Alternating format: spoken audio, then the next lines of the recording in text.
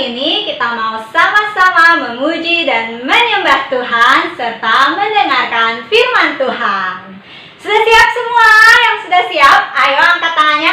1, 2, 3, saya siap untuk mendengar dan memuji Tuhan. Yuk kita mau siapkan hati kita. Semuanya tidak ada lagi yang main-main ya. Kita mau memberikan waktu ini khusus untuk Tuhan. Jadi tidak ada lagi yang sibuk untuk main, lihat kiri, lihat kanan, ataupun masih baring-baringan. Semuanya siap untuk memuji menyembah Tuhan serta mendengarkan firman Tuhan.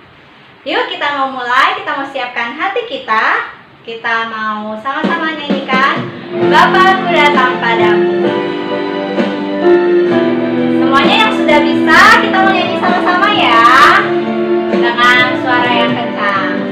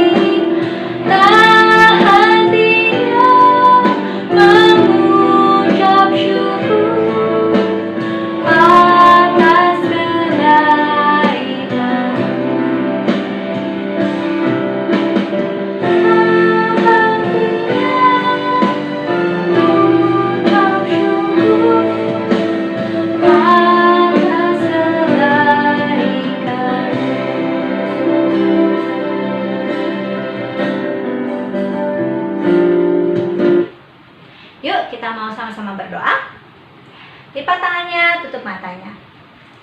Tuhan Yesus, terima kasih pada hari ini kami boleh diberikan kesempatan lagi untuk memuji, menyembah Tuhan, serta mendengarkan firman Tuhan. Tolong kami Tuhan untuk bisa konsentrasi dan juga bisa mendengarkan firman Tuhan serta melakukannya dalam kehidupan kami. Kami serahkan waktu ke depan ke dalam tangan Tuhan. Di dalam nama Tuhan Yesus kami berdoa. Amin. Amin. Oke, yuk semuanya sudah siap dong ya memuji Tuhan. Yuk yang sudah siap, semuanya tangannya diangkat. Lalu kita mau peregangan dulu ya. Kita mau senam dulu, diputar-putar badannya. 1, 2, 3, 4. Berdiri semuanya ya biar semangat. Diputar badannya. 1, 2, 3, 4. Nah, kalau sudah siap semua, kita mau nyanyikan satu lagu, judulnya Saya Bergirang. Semuanya dengan penuh semangat ya, boleh tepuk tangan juga. Saya bergirang, kenapa kau bergirang? Saya bergirang, apa sebabnya? Saya bergirang, katakan pada saya, karena saya anak Tuhan. Sekarang ku selalu bergirang, bernyanyi sambil bertepuk tangan.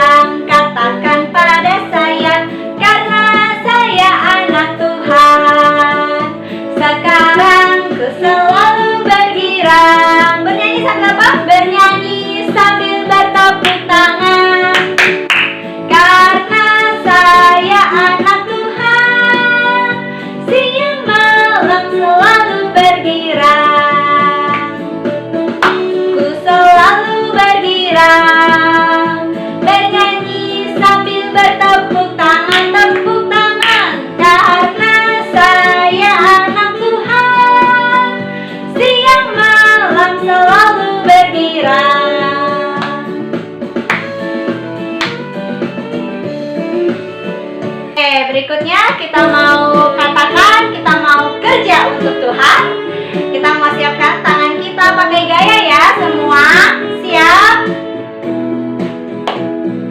Tanganku kerja buat Tuhan, mulutku memuji namanya, kakiku berjalan cari jiwa, upahku besar di surga.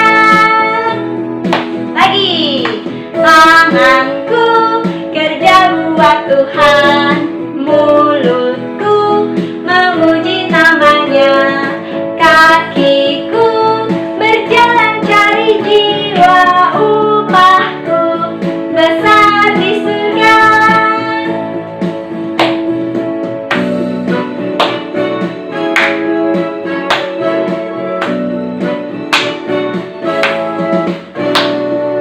Tanganku kerja buat Tuhan, mulutku memuji namanya, kakiku berjalan cari jiwa, upahku besar di surga.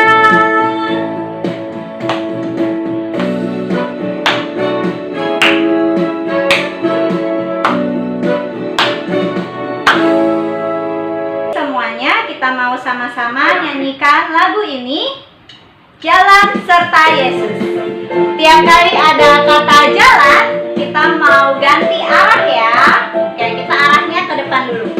Jalan serta Yesus, jalan sertanya setiap hari depan. Jalan serta Yesus, serta Yesus namanya. Siap-siap ke kanan. Jalan dalam suka kiri, jalan dalam duka depan. Jalan sertanya setiap hari kanan. Jalan duka kiri, jalan dalam duka, serta Yesus samanya.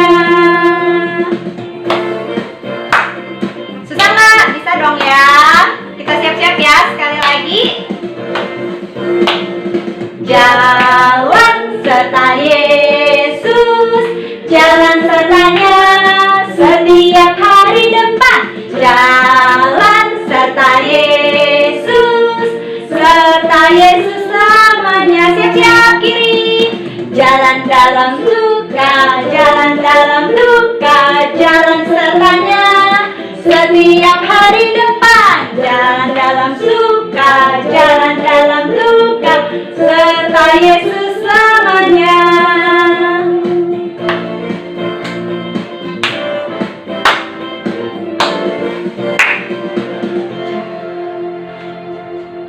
Oke, sekarang kita mau menyiapkan hati kita untuk mendengarkan firman Tuhan. Kita mau katakan, nyanyikan hati sebagai hamba. Kita mau katakan bahwa kita mau menghadap Dia dengan memberikan yang terbaik, yaitu hati kita. Semuanya adik-adik boleh duduk.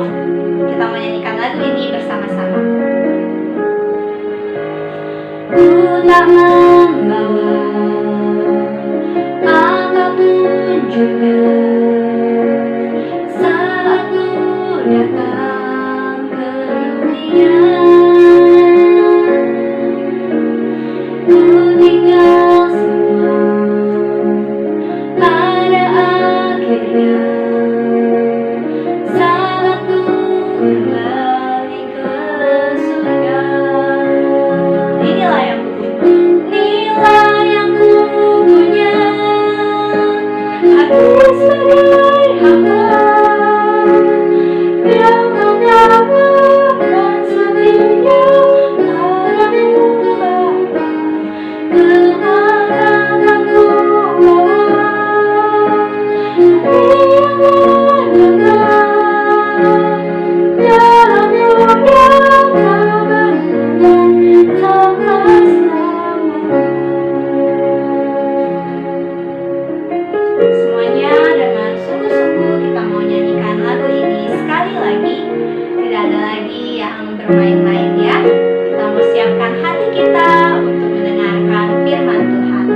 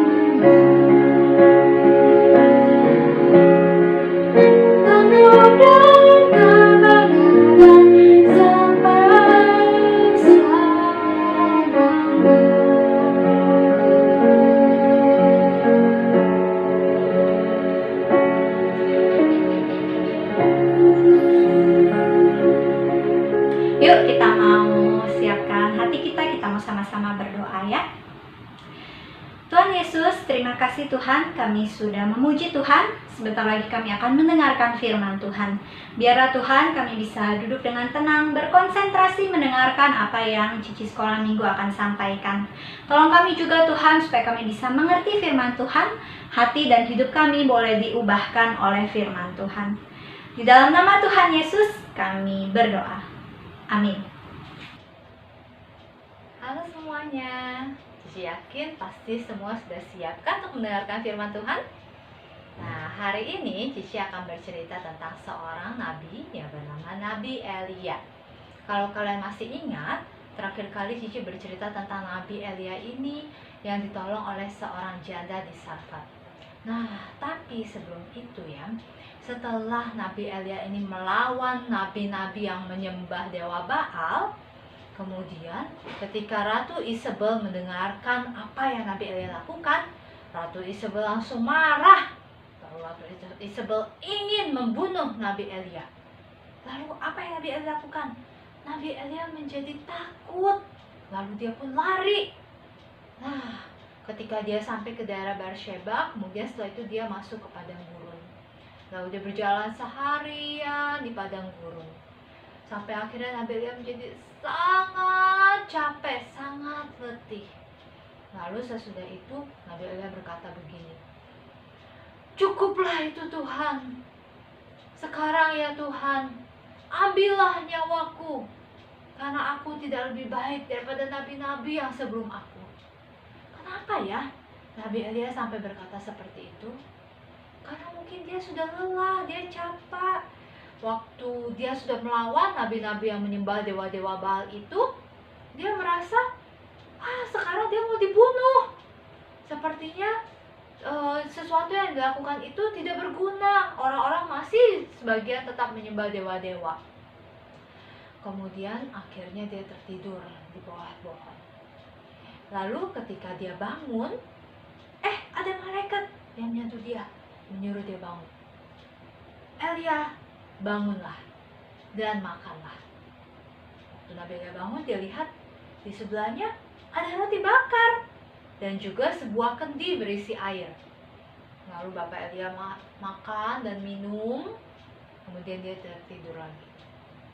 Yang kedua kalinya malaikat Tuhan datang lagi dan berkata, "Elia, bangunlah, makanlah, karena kamu harus menempuh perjalanan jauh, nanti tidak akan cukup makanannya." Lalu sesudah itu Bapak Elia pun kembali makan. Dan karena makanan yang diberikan oleh Tuhan itu, dia berjalan 40 hari sampai ke Gunung Horeb. Nah, jadi adik-adik, ketika kita merasa lelah, mungkin capek karena setelah melakukan banyak hal dalam hidup kita, Tuhan ingat, Tuhan tidak pernah meninggalkan kita. Seperti Bapak Elia. Bapak Elia merasa sudah capek sekali, tapi Tuhan tidak meninggalkan dia. Bahkan Tuhan mengirimkan malaikat untuk memberikan Bapak Elia makanan. Nah, setelah Bapak Elia sampai ke Gunung Horeb, kemudian dia masuklah ke sebuah gua di Gunung Horeb itu.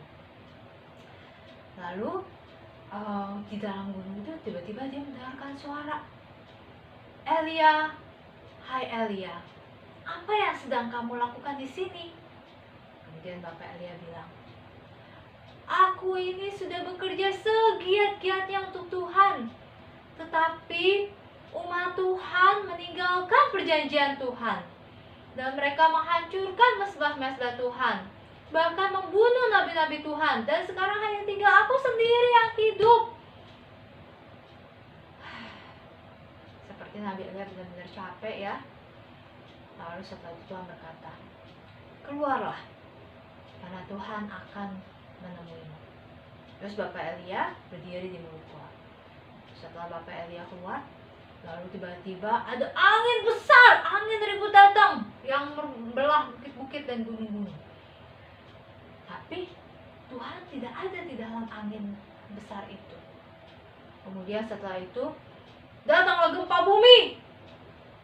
Coba kalau gempa bumi gimana semuanya? Ayo kita bergoyang, seperti kalau ada gempa. Nah, tapi Tuhan pun tidak ada di dalam gempa itu. Setelah gempa datanglah api yang besar. wah, api yang besar sekali. Tapi Tuhan pun tidak ada di dalam api yang besar itu. Dan sesudah itu terdengarlah suara angin sepoi-sepoi.